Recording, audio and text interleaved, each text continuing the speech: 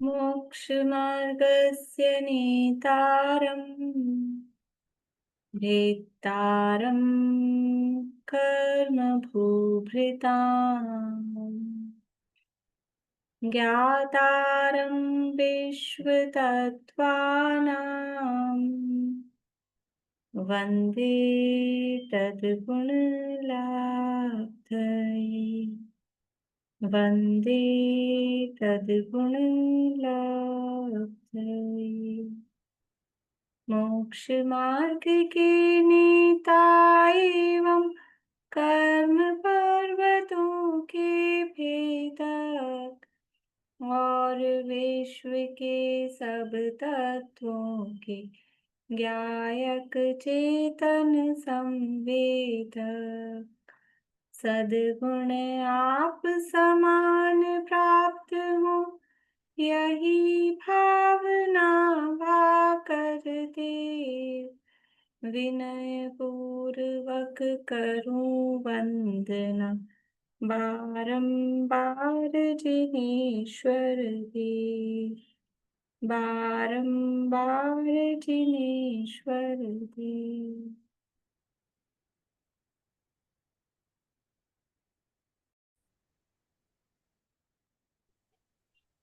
मैं ये बोल रही हूँ, जैसे ये सामायिक के लिए बोले नहीं, ध्यान में रहने के लिए। तो अगर इतना देर ध्यान में नहीं रह सके तो पाठ करे तो क्या हाँ, वो कोई दिक्कत नहीं है। है? हाँ, ध्यान अगर उपयोग नहीं लगता, वो पाठ इसीलिए है। नहीं, वैसे तो है सामायिक कि आप खुद विचार चिंतन मनन करें, लेकिन सामायिक का खुद चिंतन से मन। नहीं होता है तो पाठ करते हैं, तो फिर पाठ के आधार पर विचार चिंतन मनन करें। हाँ, वही फिर खाली विचार वो बस करते पाठ करने में रह जाते हैं तो विचार चिंतन वो साइड में हो जाता है, वो रह ही हैं। जाता है। तो पाठ को आधार बना के फिर उसके आधार पे विचार चिंतन करें, ऐसे अपने आप विचार नहीं चिंतन होता है करते विचार, तो पाठ के आधार पर करें। हैं। वो ही करते हैं। मैं बैठती हूँ, तीनों टाइम ही बैठती हूँ, करती हूँ, लेकिन वो थोड़ा ध्यान उत्सुक हो जाता है तो वो पाठ करने लग जाते हैं। पर अब समझ गई कि पाठ के ऊपर ही ध्यान दे करके बैठना है। हाँ हाँ, ठीक।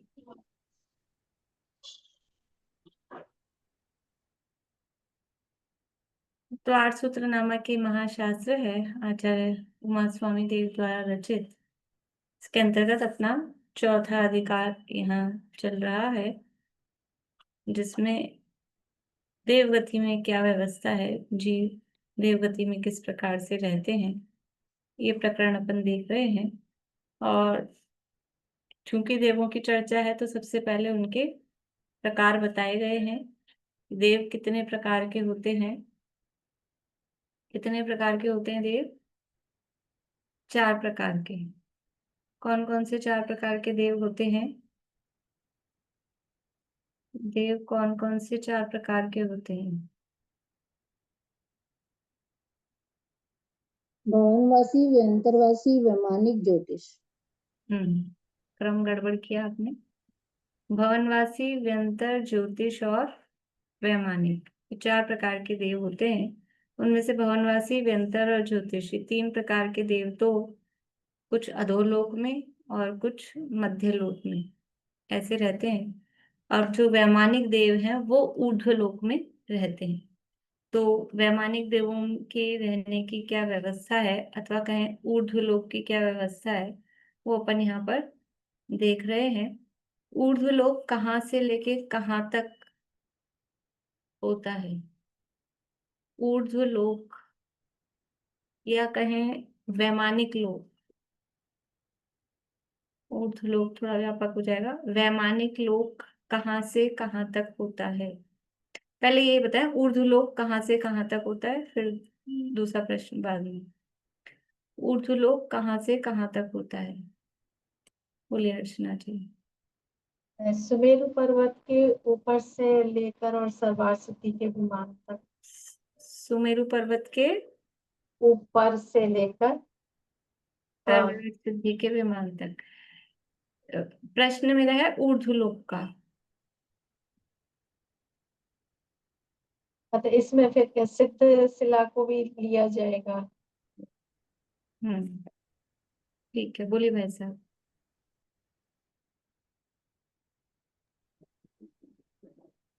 वो, सुदर्शन मेरु के जो बाल बराबर जो जगह है उसके ऊपर से लेके और जो वात वलय तक। ठीक है, देखिए ऊर्ध्वलोक जो कहा जाता है, ऊर्ध्वलोक कहा जाता है मेरु तल से लेके और लोक के अंत तक। ऊर्ध्वलोक का जो अपन ने शुरू में आप लोगों को ध्यान हो, तीन लोक का जब सामान्य स्वरूप पढ़ा था तीसरे अध्याय के समय, सामान्य रचना, जब तीन लोक का डिवाइडेशन हमने देखा था, तो 7 राजू में अधोलोक है और 7 राजू में ऊर्ध्वलोक है। ऐसा मध्य लोक तो क्या है कि वो बीच में ऐसा ही है, तो वो ऊर्ध्वलोक 7 राजू में, अधोलोक 7 राजू में। तो ऊर्ध्वलोक के जो 7 राजू हैं वो कहाँ से प्रारंभ हो रहे हैं? मेरु के तल से, मेरु का तल जो जड़ भाग है वहां से लेके और लोक का अंत जो तनुवात वलय का अंत है वहां तक वो 7 राजू पूरे होते हैं।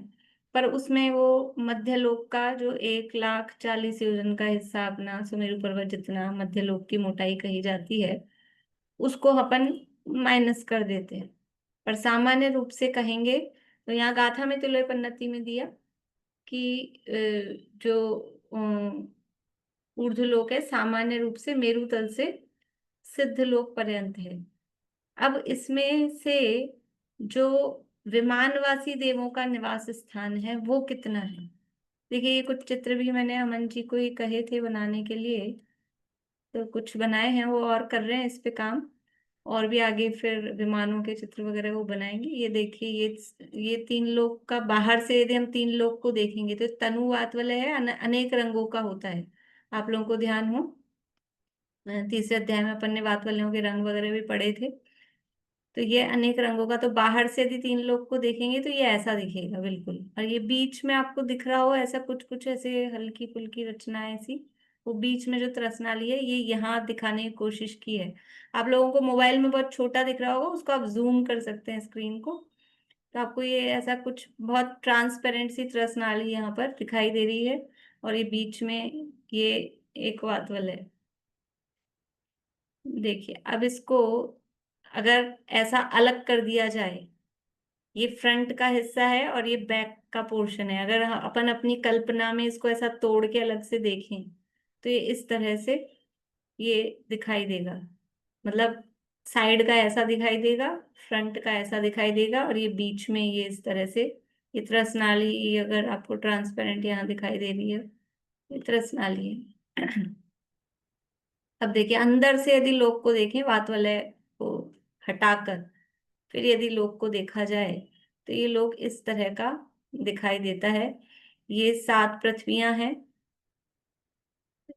नीचे, ये यहाँ मध्य लोक है, ये चित्रा पृथ्वी, रत्न प्रभा जो है पहली, उसके ऊपर का हिस्सा चित्रा पृथ्वी, ये रसनाली, और ये ऊपर लोक का अग्रभाग या लोक का अंत भाग, यहाँ पर ये तीनों वातवलय और 8वीं जो पृथ्वी है, यहाँ पृथ्वियां दिखाई गई है। ये तीनों वातवलय कलर से और जितने जितने ये मोटाई वाले हैं उस हिसाब से उनकी मोटाई यहाँ पर बताई गई है।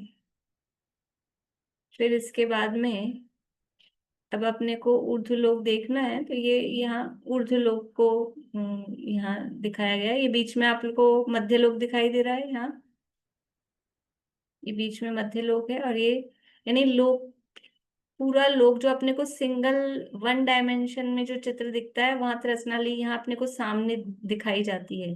लेकिन यदि हम इसको 3D में देखेंगे ऐसा लंबाई चौड़ाई मोटाई के साथ में, तो एक्चुअल में वास्तव में त्रसनाली यहाँ सेंटर में है, फ्रंट में नहीं है, आगे आगे ऐसे सेंटर में त्रसनाली है। लेकिन वो फोटो लेंगे तो वो फ्रंट में दिखती है, सिंगल फोटो लेते हैं तो वो फ्रंट में दिखती है। देखिए अब इसमें से पहले अपन समझ लेते हैं फिर इस चित्र की चर्चा करेंगे कि जो वैमानिक लोक है, थोड़ी सी आप लोगों को कैलकुलेशन करनी पड़ेगी तो समझ में आएगा कि वैमानिक लोक यानी जो देवों का निवास स्थान है, देवों का निवास स्थान क्या पूरे ऊर्ध्वलोक में है कि पूरा जो 7 राजू का मेरु तल से लेके और लोक के अंत तक का है वहां देवों का निवास स्थान नहीं है। तो देवों का निवास स्थान कहाँ है कि 1,40,000 योजन, तो ये कम करो अभी। सामान्य रूप से वैसे आते जाते हैं, घूमते हैं, वो अलग बात है, लेकिन जहाँ उनके निवास का मूल स्थान है वो स्थान की चर्चा अपन देख रहे हैं। तो 1,40,000 योजन तो ये कम हुआ। और और क्या कम कर सकते हैं? और क्या कम कर सकते हैं, समझ में आ रहा है आप लोगों को? बोल रहे हैं, बोलिए। सिद्धशिला से 12 योजन नीचे तक का, वहां पर आता है सर्वार्थ सिद्धि का। हाँ, बढ़िया। सिद्धशिला से 12 योजन नीचे और ऊपर वातवलय, यानी सर्वार्थ वो सिद्धि बात से वाले हैं। ऊपर जो एरिया है, सर्वार्थ सिद्धि विमान से ऊपर लोक के अंत तक का जो एरिया है, वो सारा अपने को माइनस करना है। तो वो सब कितना है देखिए। तो यहाँ गाथा दी है तिलोत्पन्नति में, 8वें अधिकार की 6ठी 7वीं गाथा है। आपको गाथा ही पढ़ती हूँ।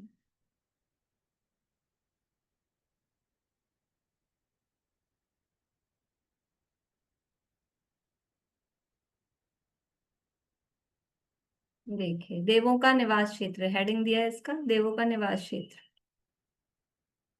उत्तर कुरु में स्थित मनुष्यों के एक बाल, 425 धनुष और 1,61,000 योजनों से रहित 7 राजू प्रमाण आकाश में ऊर्ध्व ऊर्ध्व, यानी ऊपर ऊपर स्वर्ग पटल स्थित हैं। ये पूरा मतलब आंसर निकाल के दिया है। अब ये कैसे निकला है वो नीचे विशेषार्थ में दिया है। कितना? उत्तर कुरु में स्थित मनुष्यों का एक बाल। उत्तर कुरु क्या चीज है? उत्तर कुरु क्या चीज है?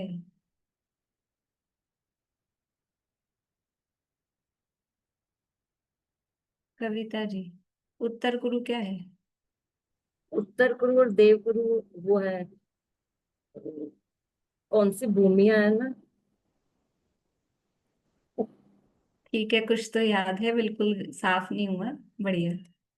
हाँ, उत्तर कुरु क्या है ललतेश जी? भोग भूमि है, उत्तर कुरु और देव कुरु भोग भूमि विदेह क्षेत्र में। हाँ, अभी भी अधूरा जवाब है। सरिता जी?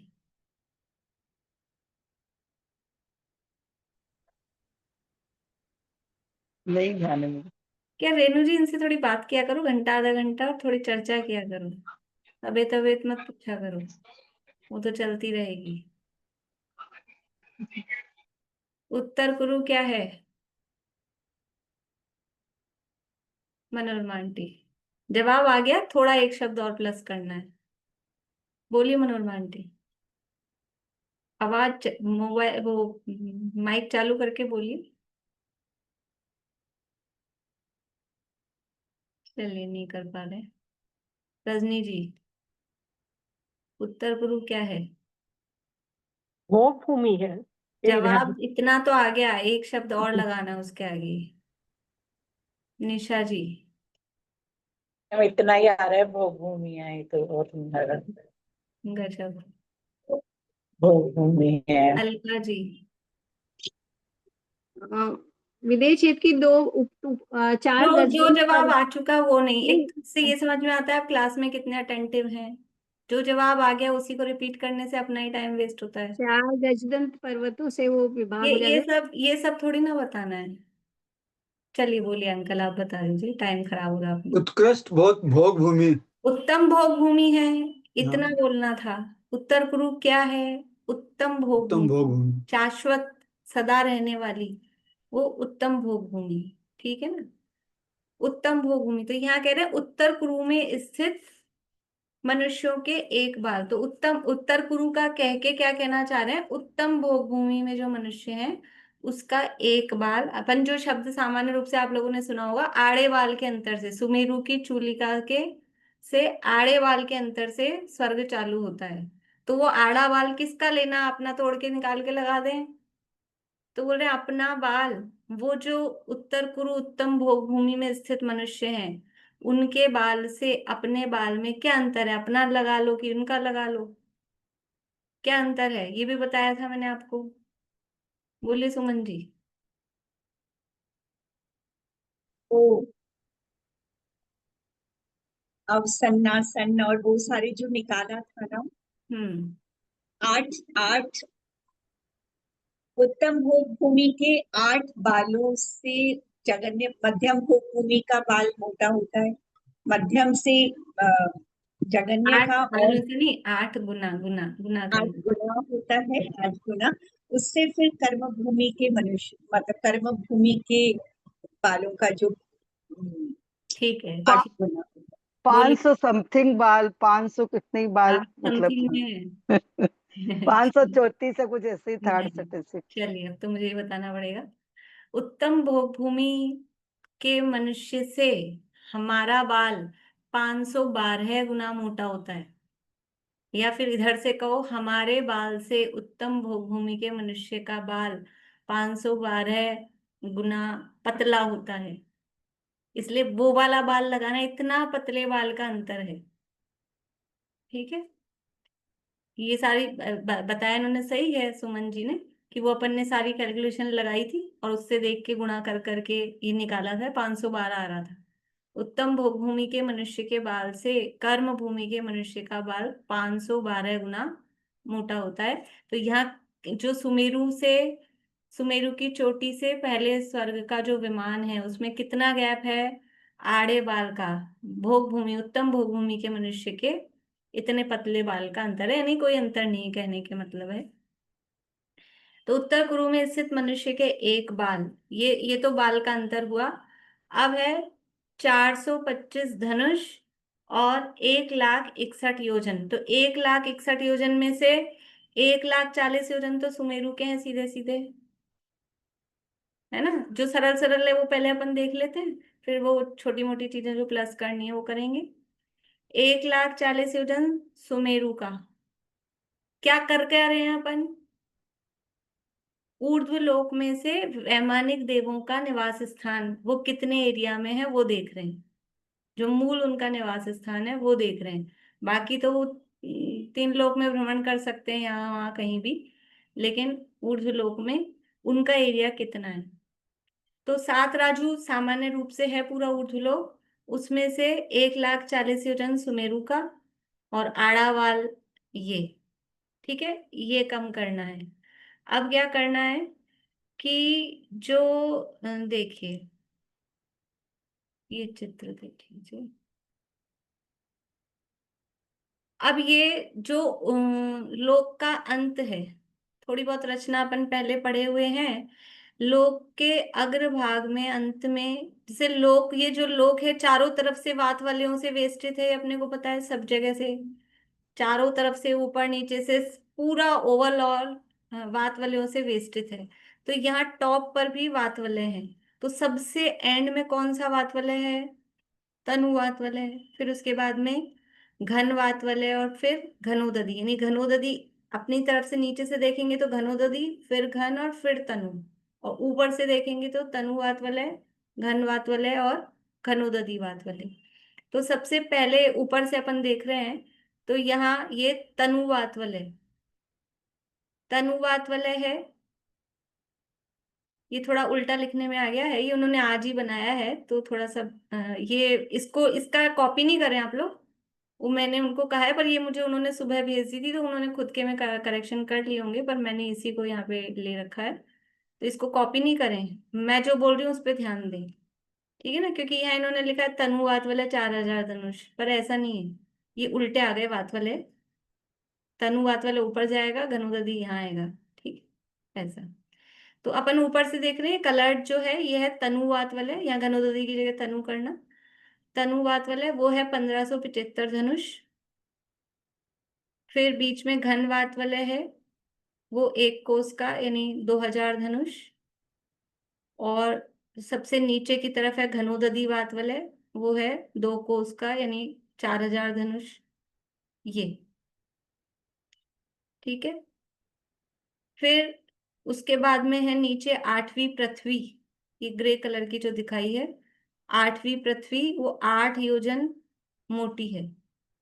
तो 8 योजन, 8 योजन में 6400 धनुष, 64,000 धनुष बताए हैं। कैसे होंगे 8 योजन में 64,000 धनुष? थोड़ी सी ये अपने को क्या थोड़ा सा याद रखेंगे तो अपने को समझने में आसानी रहेगी। कितने योजन का क्या है, कितने धनुष का क्या है। बोलिए विनीता आंटी। 8,000 धनुष का एक योजन और 8 योजन का 64 हो गया। बढ़िया। 8,000 धनुष का एक योजन, ये इसलिए कि अभी अभी अपन समर्षण की रचना में भी ये पढ़ के आए हैं ना जस्ट, उसमें भी 8,000 धनुष का एक योजन अपन ने देखा था। तो 8,000 धनुष का एक योजन है और 8 योजन का है, तो धनुष में अगर निकालेंगे तो कितने आ जाएंगे? 64,000। 8 8 64 और 1000 के 3 जीरो लगा दीजिए, तो वो इतना हो गया।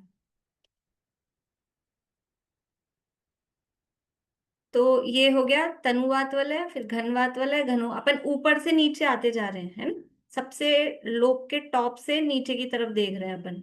तो टॉप पे था तनुवात वाले, फिर घनवात वाले, फिर घनोदधी वात वाले, उसके बाद में सिद्ध शिला जो 8वीं पृथ्वी, जहां पर सिद्ध शिला है, ईशत प्रागभार जो पृथ्वी है वो 8 योजन की, और उसके नीचे 12 योजन का और गैप है। ये जो भी यहाँ लिखा है ना, ये सब लिखना नहीं है आपको, ये यहाँ के जो भी हैं ये भी ठीक नहीं लिखा हुआ है, वो सब करेक्शन होने हैं उसमें। उसके जो मैं बोल रही हूँ उसके साथ मिलाते हुए आप लिखते जाइए अगर लिख रहे हैं तो। तो ये जो 8वीं पृथ्वी है ईशत प्रागभार, उसके नीचे 12 योजन का गैप है। सरवार सिद्धि के विमान से 12 योजन का गैप है। अभी देखिए मैं आपको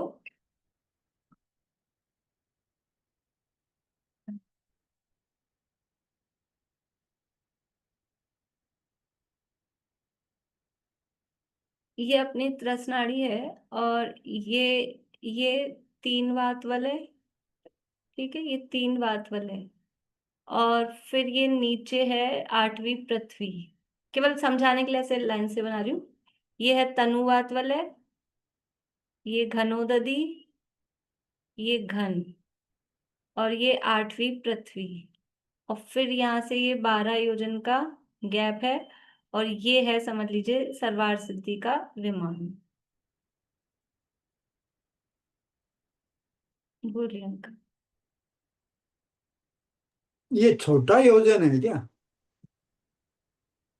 नहीं, योजन से अकृत्रिम बड़े ही हैं ये। 64,000 धनुष से 8 योजन में, तो तो धनुष 6,000 लगा रहे हैं ना किलोमीटर अपन, होता है एक योजन धनुष में। धनुष से लगा रहे हैं ना अभी अपन। अपन एक योजन में 6,000 किलोमीटर होते हैं। तो किलोमीटर होते हैं, अभी तो अपन धनुष में इसलिए निकाल रहे हैं क्योंकि अपने पास ये वाली चीज धनुष में है, इसलिए वो टोटल सब धनुष में निकाल रहे हैं। तो फिर छोटा योजन ही हुआ ना, बड़ा कैसे? बड़ा योजन तो नहीं, एक योजन में 2,000 माइल होता है।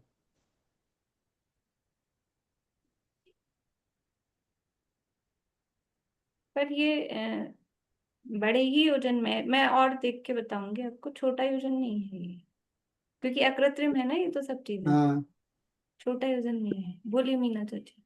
ये घनोदधी नीचे आएगा ना, घन बीच में आएगा। हाँ ठीक है, सही बात है। ये थैंक घन यू। और ये घनोदधी, ठीक। तो यहाँ तक ये सरवार सिद्धि का विमान है, यहाँ तक वैमानिक देवों का निवास है, ठीक है। और ये समझ लीजिए, यहाँ दिख रहा है आपको, ये है सुमेरु का तल, ये 1,000 योजन चित्रा पृथ्वी में, और ये है सुमेरु पर्वत की चूलिका, ये इतना। और ये यहाँ से लेके यहाँ तक है टोटल 7 राजू, ये इतना, यहाँ से लेके यहाँ तक, ये सुमेरु के तल से लेके ये पूरा है 7 राजू। अब इस पूरे 7 राजू में से अपने को ये माइनस करना है, और ये यहाँ से लेके ये ऊपर का माइनस करना है। तो बीच में ये एरिया देव कितनी जगह पे रहते हैं, वैमानिक देव, वो निकल रहा है, ठीक है। तो 7 राजू में से माइनस करना कुछ नहीं है, बस माइनस की चीजें लिखनी है, क्योंकि 7 राजू में से हम माइनस असंख्यात योजन है तो कर तो सकते नहीं है, लेकिन उसमें से क्या क्या कम करना है वो देखना है। बोलिए सुनिए।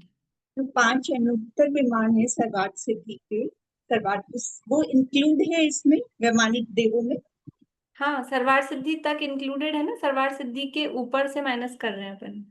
ऊपर से माइनस कर। वैमानिक देवों में ये सब, वैमानिक देवों का मतलब है पूरा कल्प और कल्पातीत, पूरा ठीक। सौधर्म स्वर्ग से लेके ऊपर अनुत्तरों तक सारा। ठीक है, तो ये हो गया आठ 8वीं ये अपन ने देखा हिसाब यहाँ पर, यहाँ लिखती हूँ। 1575 धनुष का तनुवात वलय था, 2000 धनुष का घनवात वलय, 4000 धनुष का घनोदधी वात वलय। ये और 8 योजन की ईशत प्राभार पृथ्वी और 12 योजन ये, तो ये सब मिला के अभी अपन योजन योजन को एक साथ प्लस कर लें, जो जो योजन दिए हैं अपने पास में। देखिए धनुष से करने में थोड़ा वो कैलकुलेशन बड़ी हो जाएगी। ये अपने पास आ रहे थे 1,40,000 योजन, तो सीधा सीधा है ना, सुमेरु वाला कम करना है। अब 8 योजन और 12 योजन, ये कितने हो गए? 8 और 12 20 योजन। तो 1,40,000 योजन में 20 योजन और प्लस कर दिए, कितने हो गए? 1,60,000 योजन। ठीक है ना, समझ आ रहा है सबको कर क्या रहे हैं? 1,40,000 योजन। नूतन जी समझ आ रहा है? जो पूरा ऊर्ध्वलोक का एरिया था उसमें से सुमेरु का जो मध्यलोक का जितना एरिया है, सुमेरु की जड़ से लेके टॉप तक, वो अपन माइनस कर रहे हैं। वो एरिया है 1,40,000 योजन, वो माइनस किया। अब ऊपर से अपन ये माइनस कर रहे हैं क्योंकि 12 योजन तक अब विमान नहीं है। जो सरवार सिद्धि यानी जो वैमानिक देवों का लास्ट है विमान, वहां से लेके 12 योजन तक खाली गैप है, तो 12 योजन अपन ने ये ले लिया। उसके बाद में 8 योजन की मोटी एक 8वीं पृथ्वी है, तो 8 योजन वो ले लिया। तो 1,40,000 में ये 12 और 8 20 और जोड़ दिए, तो 1,60,000 योजन सीधे सीधे से अपने हो गए। अब ये जो है 3 वात वलय, ये 3 वात वलय कितने एरिया में है? ये 3 वात वलय में एक तो है, देखो एक योजन में 8,000 धनुष होते हैं, है ना, ये ध्यान रखना अभी। ठीक है, तो सबसे नीचे वाला अपना घनोदधी वात वलय है, वो है 4,000 धनुष का। घन वात वलय है वो 2,000 धनुष का, जो लोक के अंत में है। और जो तीसरा है वो है 1575 धनुष का। इन तीनों का टोटल कितना हुआ? 4 और 2 6 और 1 7,575 धनुष। और एक योजन कितने धनुष का होता है? 8,000 का। तो कुछ कम पड़ रहा है अपने एक योजन में, मतलब ये सरल तरीका है। वो धनुष वाला प्लस करते ना तो बहुत बड़ा सा हो जाता धनुष, बहुत सारी बड़ी संख्या सी हो जाती। एक योजन अपने को पूरा एक योजन करने के लिए 8,000 में से कितने कम पड़ रहे हैं? कि 425 कम पड़ रहे हैं। आप माइनस करेंगे 8,000 में से 7,575, तो 425 कम पड़ रहे हैं, यानी एक योजन में से 425 धनुष कम।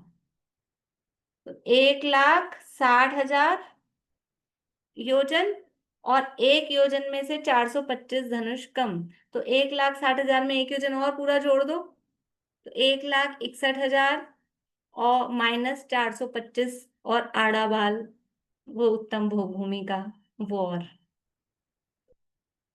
समझ में आई बात? कुछ लोगों को आ गई, चेहरे खिल गए जिनको समझ में आ गई उनको। देखिए अब यहां से पढ़ती हूं मैं होगा था क्या दिया है।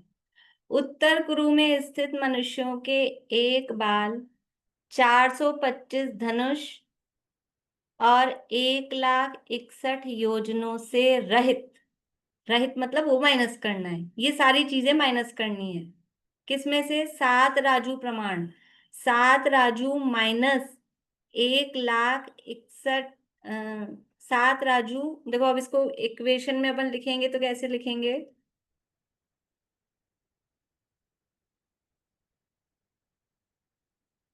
सात राजू माइनस क्या करेंगे? माइनस में माइनस 1,61,000 ऐसे करेंगे, माइनस 425 माइनस वो बाल।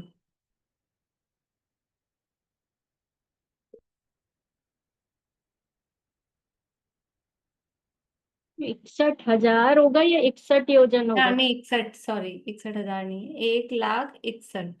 ठीक बात है, यहाँ लगानी है 0। 1,61,000, 0 इधर लगानी है, ठीक है ना। सिक्का इधर से प्लस 10,000, ठीक है। 1,61,000 और माइनस 1,61,000 योजन माइनस 425 धनुष माइनस वो उत्तम भोगभूमि, ये मैंने शॉर्ट में बाल लिखा है, वो उत्तम भोगभूमि का मनुष्य का बाल। मतलब इसको अपन गणित की इक्वेशन की फॉर्म में लिखेंगे तो ऐसा।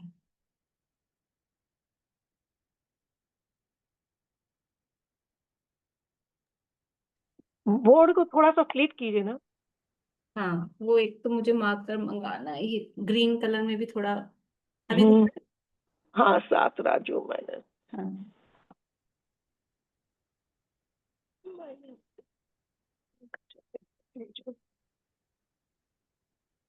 तो वैमानिक देव कितने एरिया में रहते हैं? तो सामान्य से कथन में कहते हैं हम उर्दू लोग 7 राजू में हैं, लेकिन अगर बारीकी में देखेंगे तो 7 राजू में से ये लगभग, अब लगभग में कहें तो लगभग ये 1,61,000 कैसे हुआ 60 की बजाय? 1,61,000, 60 तो पूरा पूरा है, 61 में हाँ से ये कम है। 1,60,000 तो पूरा पूरा है, और वो जो 5,000 नहीं 7,575 धनुष आए थे ना अपने पास, तो ऐसा हाँ, भी तो लिख सकते हैं 1,60,000 1,60,000 योजन प्लस 7,575 प्लस 7,575 धनुष, धनुष। ऐसा भी कर सकते हैं। हाँ। और उसमें से माइनस आड़ा बाल, वो भी माइनस करना है, हम्म। माइनस आड़ा बाल वो भी लिख सकते हैं, वो भी लिख सकते हैं अपन। 1,60,000 योजन, ऐसा भी कर सकते हैं। 1,60,000 योजन प्लस 7,575 धनुष, ये तो प्लस हो गए, और माइनस आड़ा बाल, वो उत्तम भूमि का मनुष्य का। तो इतना भी ये और ये दोनों चीजें सेम है। इसको इस तरह से भी लिख सकते हैं, इस तरह से। प्रीति कुछ और कह रही हो? वो पहले ब्रैकेट में माइनस बाल लिखा था ना, तो मेरे हिसाब से प्लस बाल होगा ना। वो प्लस फिर तब करेंगे कि इसको भी एक ब्रैकेट में बनाए अपन, हाँ ऐसा। वो पहले ब्रैकेट में था ये ना। भी ब्रैकेट में बनाए, तब होगा। और वो ज्यादा सबको मुझे नहीं लगता इतनी गणित भी सबको समझ आती होगी। ठीक है, इसको क्या है, इसको मैं ऐसे लिखती हूँ थोड़ा इकट्ठा, ये अलग अलग भी हो रहा है।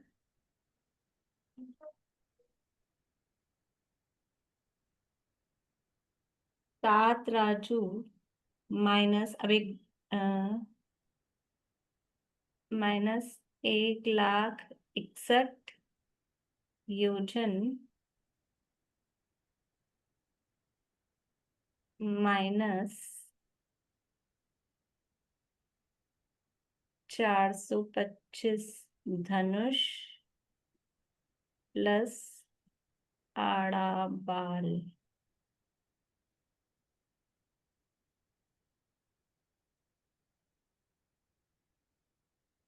ऐसा 7 राजू माइनस 1,61,000 योजन माइनस 425 धनुष प्लस आड़ा बाल, तो ये दोनों प्लस करके इसमें से माइनस करना है, और वो जो आएगा वो इसमें से माइनस करना है। अब सही है? ठीक है, या फिर इसको ऐसा भी लिख सकते हैं, 7 राजू माइनस 1,60,000 योजन प्लस 7,575 धनुष, ये धनुष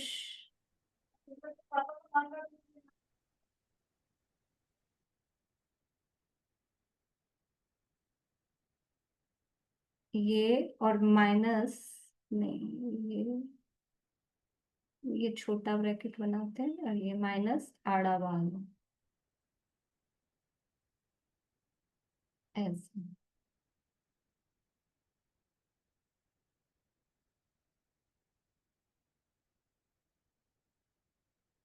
अब जिसको नहीं समझ आया हो कोई बात नहीं, छोड़ देना। काफी लोगों को आगे। नीचे वाले में तो प्लस ही आएगा, आड़ा बाल माइनस क्यों आएगा नीचे वाले नहीं में? नहीं, नीचे इन सब में से माइनस, क्योंकि नीचे तो अपन ने पहले से ये ये तो वही उनका बात वाला का है, हाँ, तो और ये ये सात उसका है। वाले का इसमें से माइनस करना है। तो 40 के बाद है ना आड़ा बाल, तो प्लस आएगा ना नीचे हाँ वाली हाँ इक्वेशन में तो। हाँ, ठीक है, इसमें प्लस ही है। ये इसमें से ही माइनस करना है सब। माइनस ऊपर आएगा, इसमें तो प्लस ही आएगा ना। हाँ सही है, बस ये एक ही ब्रैकेट हो जाएगा।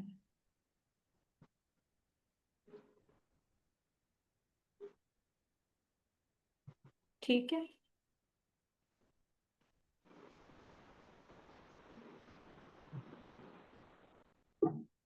अब मैं अभी अगर इस पे कुछ और काम नहीं होगा तो इसकी फोटो खींच के आपको भेज दूंगी। आपने वाला जो बताया वो सरवार सिद्धि के विमान से नीचे सुमेरु पर्वत की पूरी वो बताई। क्या? सरवार सिद्धि के विमान से लेके नीचे तक की पूरी गिनती बताई आपने, ये वाली सुमेरु पर्वत से ऊपर। सरवार सिद्धि के विमान से मतलब ये केवल ये जो हमने देखा है, ये वैमानिक देवों का निवास क्षेत्र कितना है, तो सुमेरु पर्वत की चूलिका से लेके सरवार सिद्धि तक, वहां तक उनका एरिया है। तो वहां तक कितना एरिया हो रहा है वो अपन ने निकाला है कि टोटल एरिया 7 राजू है, उसमें से ये नीचे का जो मध्यलोक वाला एरिया वो कम कर दो, ऊपर का जो एरिया है वो कम कर दो, तो ये देवों का निवास स्थान आ जाते हैं। ठीक है। फिर थोड़ी अपन ने चर्चा ये कर ली थी कि यहाँ इसके आधार पे कि यहाँ पर पटल होते हैं ऊर्ध्वलोक में भी, ये पढ़ा था ना अपन ने यहाँ से।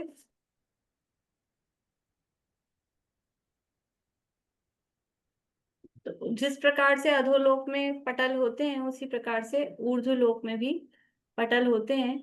2 भागों में पूरे ऊर्ध्वलोक को बांटा है, एक कल्प और एक, या कल्प अभी आगे सूत्र आएगा वो थोड़े कुछ देर मतलब कुछ सूत्रों के बाद, एक कल्प होते हैं और एक कल्पातीत होते हैं।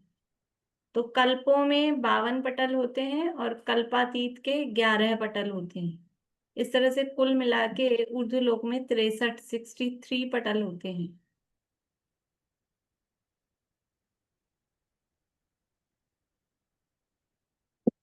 और हर पटल में एक इंद्रक विमान होता है, और फिर उसके साथ में चारों दिशाओं में श्रेणीबद्ध और विदिशाओं में फूल की तरह बिखरे हुए प्रकीर्णक विमान होते हैं। ये चर्चा अपनी हो गई थी। हर दिशा में, यानी जो पहला विमान है, पहला विमान कौन सा है, यानी अ, पहले स्वर्ग का पहला पटल वो कहाँ पर स्थित है कि ये सुमेरु पर्वत की चूलिका से आड़े बाल के अंतर से स्थित है। तो वो जो पहला पटल है, उस पहले पटल में कितने श्रेणीबद्ध विमान है, हर दिशा में कितने श्रेणीबद्ध विमान हैं?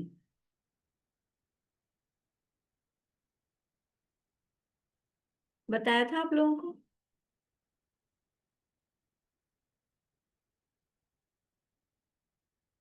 बोलिए सरिता जी। 62 श्रेणीबद्ध विमान। 62 चारों दिशाओं में, हर दिशा में 62 श्रेणीबद्ध विमान है। कहाँ पर? जो ये अब देखिए यही चित्र में से अपन देख लेते हैं। जैसे ये सुमेरु पर्वत है, मध्यलोक है, मध्यलोक में सुमेरु पर्वत की ये चूलिका के ये आड़ा बाल का अंतर दिखा के ये विमान बनाया है। तो ये जो ये विमान है, ये इसकी हर दिशा में, ये तो इंद्रक यानी सेंटर वाला है, और फिर पूर्व में 62, दक्षिण में 62, पश्चिम में 62, उत्तर में 62, इस तरह से 62 विमान यहाँ पर है। फिर ऊपर ऊपर के पटलों में हर दिशा में एक एक विमान कम होता गया है। तो दूसरे पटल में 61 विमान होंगे, तीसरे में पटल में 60 विमान होंगे हर दिशा में, इस तरह से। तो ऐसे पूरे कैलकुलेशन भी की है तिलोय पद्धति में, तो पूरी पूरी मतलब अलग अलग गाथाएं दी हैं। पहले पटल में कितने श्रेणीबद्ध हैं, फिर चारों दिशाओं के टोटल करके तो सारे श्रेणीबद्ध विमानों की संख्या भी निकाली गई है। जैसे अपने इसमें तीसरे अध्याय में बिलों की संख्या निकाली थी आपने, आप लोग देखेंगे अपनी पुस्तक में 142 पेज पे श्रेणीबद्ध बिल कितने हैं, प्रकीर्णक बिल कितने हैं, टोटल जो 30 लाख 25 लाख में से माइनस करके वहां नरकों के निकाले थे। तो ऐसे करके अपन निकाल सकते हैं, मतलब ये यदि उपयोग लगाना चाहें, देखो फालतू के व्यर्थ के विसंवाद से, राग द्वेष की बातों से, अनर्थ दंड से बचना चाहते हो तो जैसे अभी शुरू में नानी माँ कह रहे थे ना, भाई हम सामयिक में बैठते हैं फिर अब ज्यादा उपयोग नहीं लगता तो पाठ ही पढ़ते हैं, तो ठीक है ना, कि पाठ पढ़ने से पढ़ना सामयिक नहीं है ये सोच के पाठ भी नहीं पढ़े और उपयोग भी नहीं लग रहा और कहीं के कहीं विचार आ रहे हैं, उससे तो अच्छा है पाठ पढ़ें। तो ऐसे ही यदि हमारे पास समय होता है और जगह हमारा मन नहीं लग रहा है तो ये भी काम कर सकते हैं कि अभी आपको टोटल विमान बताए जाएंगे, पहले पटल में कितने हैं, दूसरे पटल में कितने हैं, उनमें से आप एक इंद्रक होता है, इतने इतने श्रेणीबद्ध होते हैं, उनकी गुणा भाग कर करके निकाल सकते हैं अपना यानी उपयोग लगाने के लिए। तो ये यहाँ पे बिलों का निकाला है, ऐसे मूल ग्रंथों में सब में विमानों का भी निकाला है। अब ये मैंने आपको तरीका बता दिया है, जिनको इच्छा हो जिज्ञासा हो वो निकाल सकते हैं। अब ये जो विमान है, ये विमान 3 प्रकार के हैं। देखो जो विमान है, एक तो होते हैं लोकेशन के आधार पे कहें उनको, तो लोकेशन के आधार पे 3 प्रकार के कह रहे हैं, एक इंद्रक, एक श्रेणीबद्ध और तीसरा है पुष्प प्रकीर्णक, है ना। तो ये उनकी लोकेशन के आधार पे विमान हो गए। अब साइज के आधार पर, आकार के आधार पर विमान कितने प्रकार के हैं? 2 प्रकार के हैं, संख्यात योजन वाले और असंख्यात योजन, संख्यात योजन विस्तार वाले और असंख्यात योजन विस्तार वाले।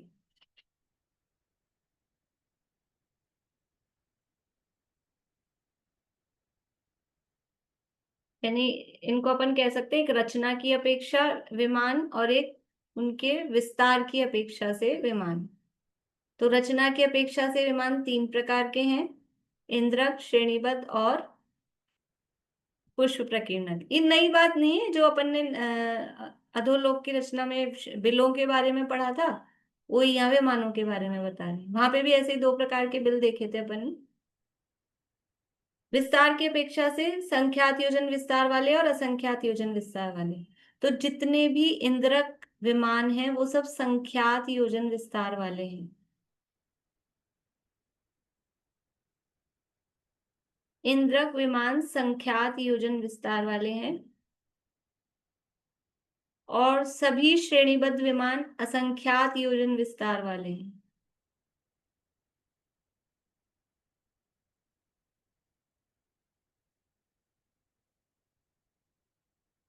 सभी श्रेणीबद्ध विमान असंख्यात योजन विस्तार वाले हैं।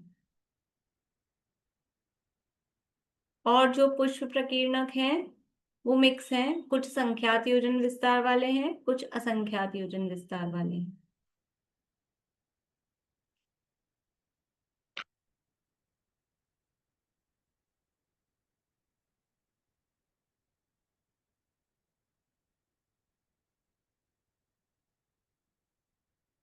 संख्यात योजन विस्तार बड़ा होता है कि असंख्यात योजन?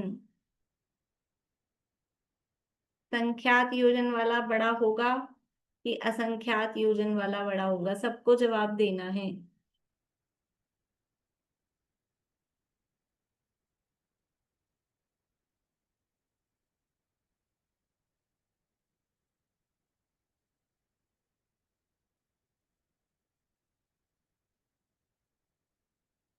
स्नेहलता जी आपकी उंगली नहीं दिख रही है, अनीता जी कोठारी की भी उंगली नहीं दिख रही है, और कुसुम जी तो खुद ही नहीं दिख रही है पूरी, पता नहीं क्या दिखा रखा है। हाथ नहीं दिखाना है, उंगली दिखानी है, 1 या 2। रेणु जी, हाँ दिख गई दिख गई, ठीक है। केवल एक व्यक्ति का गलत जवाब आ रहा है, बाकी सबके जवाब सही है, बहुत बढ़िया। पद्मा जी आपकी उंगलियां कहाँ बंद कर लिया आपने? इनका तो नेटवर्क ही बंद हो गया है शायद। संख्यात योजन छोटा होता है, असंख्यात योजन बड़ा होता है, सिंपल बात है। संख्यात योजन यानी वो छोटा है, तो इंद्रक विमान साइज में छोटे हैं, और जो श्रेणीबद्ध विमान है वो साइज में बड़े हैं। ठीक है। और जो पुष्प प्रकीर्णक है वो दोनों टाइप के हैं। मैम नरक में भी तो इसी तरह की व्यवस्था है, सेम हाँ, साइज है। सेम है ना, मैंने बोला ना अभी, सेम है, वही व्यवस्था। जैसे इंद्रक विमान की तो साइज 45 लाख योजन बताई हुई है। हाँ, मैक्सिमम जो है सबसे बड़ा है वो हाँ। पहले सड़क के पहले पटल का, रिजू नाम का जो है वो 45 लाख, ऊपर ऊपर के अब छोटे होते जा रहे हैं। जो सबसे पहला नीचे वाला है वो सबसे बड़ा है 45 लाख योजन का, और जो सबसे लास्ट वाला इंद्रक है उसका नाम है सरवार सिद्धि, वो है 1 लाख योजन का। इससे अपने को समझ आ रहा है कि साइज ऊपर ऊपर जा रहे हैं, तो इंद्रक विमान की साइज छोटी होती जा रही है।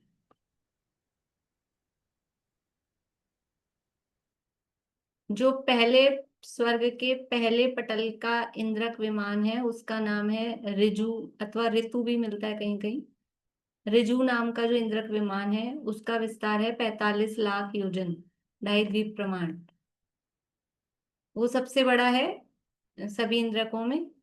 और जो सबसे अंतिम इंद्रक है सरवार सिद्धि नाम का, उसका विस्तार है 1 लाख योजन। यानी बीच के जो इंद्रक हैं वो धीरे धीरे कम कम कम कम विस्तार वाले होते गए हैं।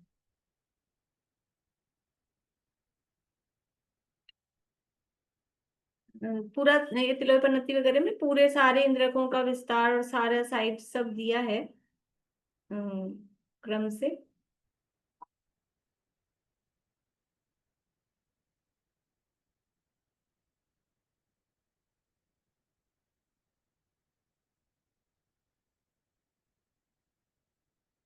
अब ये जो विमान है ये कैसे स्थित है, इसके लिए मैंने अमन जी को कहा है, तो वो अभी बनाएंगे इसके चित्र, इसलिए अपन वो अभी ड्रॉप करते हैं, वो चित्र बन जाएंगे तो इनकी लोकेशन कहाँ पर है वो अपन देखेंगे।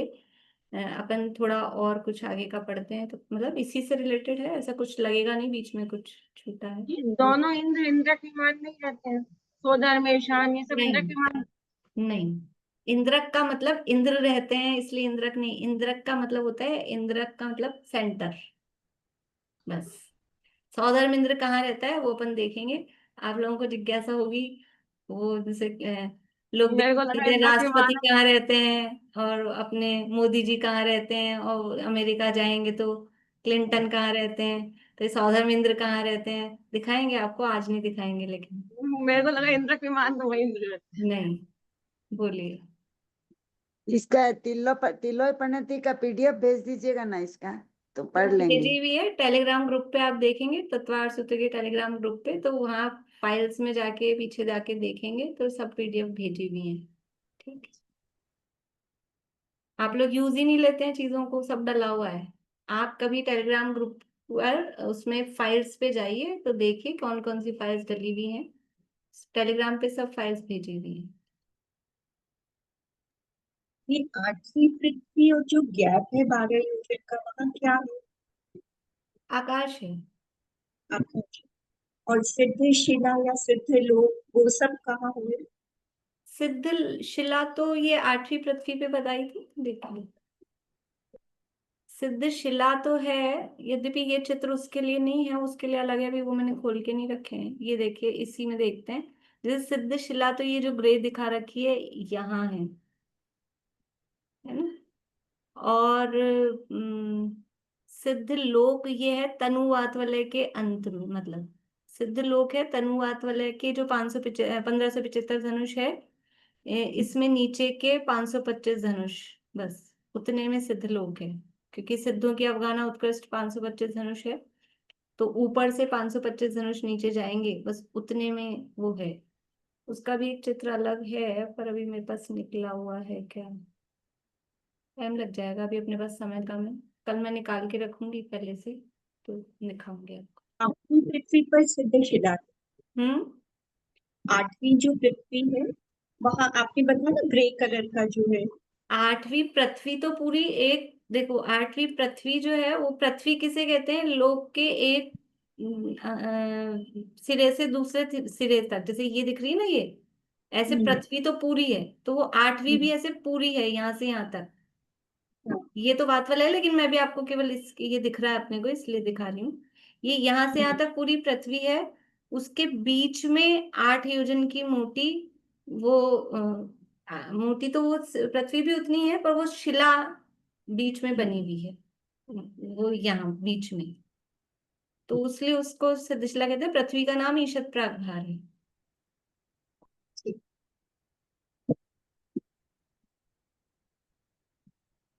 अब ये विमानों की संख्या, अभी अपने पास किसी को प्रश्न तो नहीं है अभी, क्योंकि जब पूरा समय हो जाता है उसके बाद आप लोगों के प्रश्नों की बौछार हो जाती है, फिर बहुत लेट हो जाते हैं।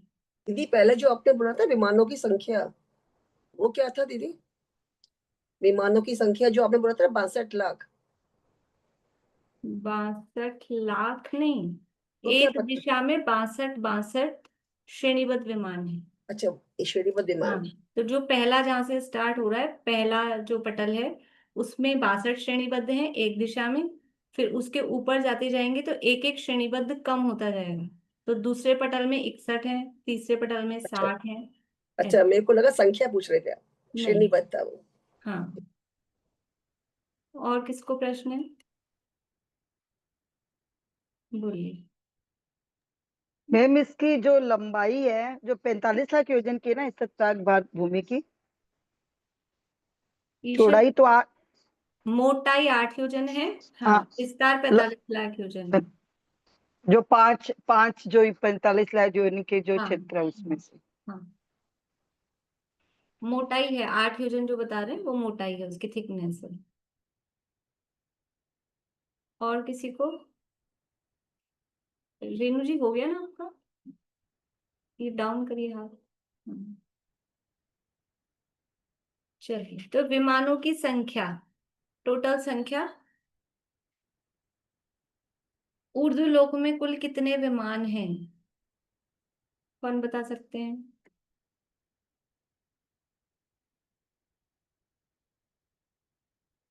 बोलिए रजनी जी। नहीं दीदी, वो तो पटल का याद था, 63 पटल विमान के। चलिए 2-3 लोग, अच्छा नूतन जी बता रहे हैं, बोलिए। मैम ये कल्पोन और कल्पातीत मिला के ही तो बताएंगे ना दोनों के, हाँ है ना, तो वो 84,97,023। बढ़िया, बहुत अच्छा। 84,97,023 ये टोटल है जी। ये कहीं काम आती है संख्या, सुबह पूजा करने वालों के, जो ज्यादा धार्मिक प्रवृत्ति वाले हैं उनके आती है। जब 3 लोग के अकृत्रिम जिनालयों को हम नमस्कार करते हैं तो 3 लोग में 8,56,97,481 वो कैसे होते हैं? 7,72,00,000 भवनवासी के भवनों में अपन देख के आ गए हैं, याद है कि नहीं याद है? 7,72,00,000 अकृत्रिम जिनालयों में विराजमान जिन बिंबों को नमस्कार यहाँ से अभी भी हो और पहले करके आए हैं अपन। और मध्य लोक के 458 अकृत्रिम जिन बिंबों की वंदना वो भी करके आए हैं। अब हमारी यात्रा कहाँ चल रही है? ऊर्ध्वलोक। हमको खाली रचना समझने से मतलब नहीं है, यात्रा पे निकले हैं अपन, तो बीच में घूमना फिरना तो हो जाता है, कोई कोई आ जाता है स्पॉट। तो यहाँ आज ही अपनी वंदना कर लें क्या? ज्यादा टाइम नहीं, कल करा देंगे, आज टोटल आपको बता दिया। या इसके बाद प्रश्न, रश्मि जी प्रश्न है या बताना है जवाब? जवाब है तो डाउन कर लीजिए, प्रश्न है तो चालू रखिए। हाँ, तो जवाब के लिए हाथ खड़ा ही नहीं करना है। देखिए लिखिए, सौधर्म स्वर्ग में 32 लाख, नंबर डाल लीजिए, पहला पहले में 32, सौधर्म स्वर्ग इतना बड़ा लिखेंगे तो टाइम ज्यादा लग जाएगा, या तो कल ही करेंगे, फिर बहुत ज्यादा टाइम हो जाता है, अभी कल ही लिखाएंगे, ठीक है। ये आपको ऊर्ध्वलोक में टोटल तो ये याद करके रखनी है आपको संख्या, 84,97,023। अब वो टोटल कैसे हो रही है वो चर्चा अपन कल ही करेंगे, अभी यहीं पूरा करते हैं। और किसी को कोई प्रश्न हो तो बोलिए, बोलिए विनीता आंटी। दीदी में कोई कठिन वर्ड हो तो उसकी मीनिंग कहाँ देखूं? क्यों मैंने आज हरिवंश पुराण में ये पढ़ा, ये समोसरण के वर्णन में, कि हर एक स्तंभ में 2-2 हजार कोनों सहित 2-2 हजार पहलके होते हैं। पहलके नहीं जानती मैं। पहल के? हाँ, और 2-2 हजार कोने होते हैं। कोने भी नहीं समझ में आया स्तंभ में। समझ ही नहीं आता ना कुछ बातें। आपने बहुत अच्छा बताया वो पुतली का, तो वो समझ में आ गया एकदम। अब पढ़ने को मन करता है ये चीज क्या है। थोड़ी सी चर्चा भी अमन जी का पूरा हो जाए विषय, फिर थोड़ी सी हाँ, चर्चा बाद में कुछ मेरे को ये लगा मैं भी लूंगी। आपने किताब का रेफरेंस दे दिया तो पढ़ लिए, नहीं तो बिल्कुल नहीं पढ़ते। अब पढ़ लिया तो पढ़ लिया। मैं अब ऐसा, या तो कोई डिक्शनरियां होती है ना पुराने शब्दों की, उसमें भी देख सकते हैं आप। गूगल पे डाल के देखिए पहल के, तो कुछ निकल के आ जाए शायद। गूगल में तो देखना नहीं आता। जिनेंद्र मैं कोश है, मैं जिनेंद्र देखी। कोश। हाँ, मैम अमन भैया रिकॉर्डिंग यूट्यूब पे भेज देना मैम प्लीज। क्या चीज? अमन भैया की रिकॉर्डिंग है ना समोशरण की, वो यूट्यूब पे भेज यूट्यूब देना। पे आ रही है, रोज ही आ रही है, भेजने की जरूरत नहीं पड़ती। यूट्यूब पे आप सब्सक्राइब करके रखिए और नोटिफिकेशन ऑन रखिए, अपने आप आ जाता है रात को। ठीक है मैम, ठीक है, ओके। हाँ,